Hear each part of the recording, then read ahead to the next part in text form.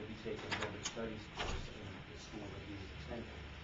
As a part of that, he and his classmates in that class actually came up with a series of questions that were presented to me in the course of actually helping him complete his course. And it was actually in-depth. It was very detailed, very, very exhaustive series of questions. It's probably 9 or 10 pages. I'm only going to cover really part of it. And then that would give a little bit of scope and context to some of the other things that I'll tell you about.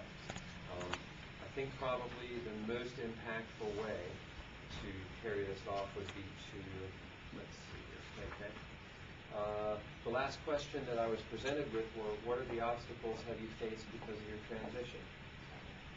And I'll basically go down and read them. The initial and very traumatic near dissolution of my marriage to my wife and best friend over a period of months. I'm in a very, very fortunate position that myself and my wife, my soulmate, my best friend, we're still together. Okay, she has endured even through immense pressure from my family, from her family, from every social structure that we're connected to, and has been exactly what she is, even after struggling and nearly making the choice to leave me, at which point I would have given up my home and everything else. The near complete 100% loss of all social relations with her family that I love dearly. In some ways I love and respect my wife's family more than I do my own, simply because of past history and the dysfunctionality that some of which existed in my family growing up. I came from about as dysfunctional lower middle class suburban roots as it gets, whereas my wife came from as rural, close-knit, center of the community family as it gets. We couldn't have been more opposite.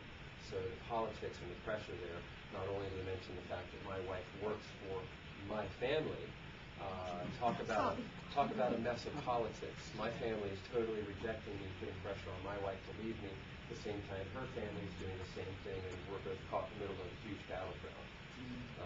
And she works with the highest level of media services, Fox News, CNBC, all the cable shows who have guests that go in all the studios in D.C. That's my father's business. He runs the cars that take all those people into the studios. It's a business I work in. I'm a professional chef. 10 years before I even went to culinary school, I was in transportation. I worked did some international infrastructure business development, worked directly with the Prime Minister of a foreign country, who I was a guest of at one point in time in my work.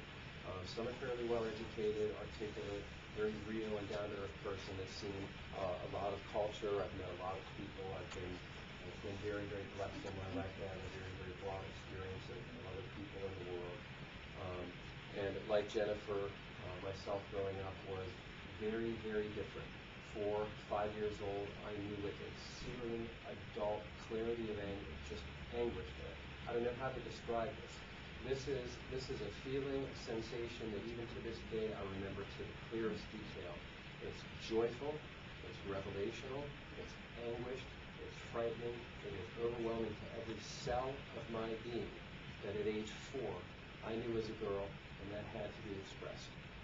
To put that into context, because this is often referred to as a lifestyle choice, a deviant sexualized lifestyle choice, a deviant sexualized behavior of some kind, at that age, you have to question whether or not the person is thinking about sexuality, much less able to consider the consequences of lifestyle choice. And so therefore, I strongly suggest that it's neither, and that you be very, very clearly aware of that in terms of your thinking and how you deal with people who identify as transgender and why they are, why we are where we are now, and how that occurred from that point to this. That level of compulsion and self-awareness for most of us is so deep that it will eventually catch up to us one way or another. To give you an idea. Total abandonment and disrespect by almost my own family in times of my worst need.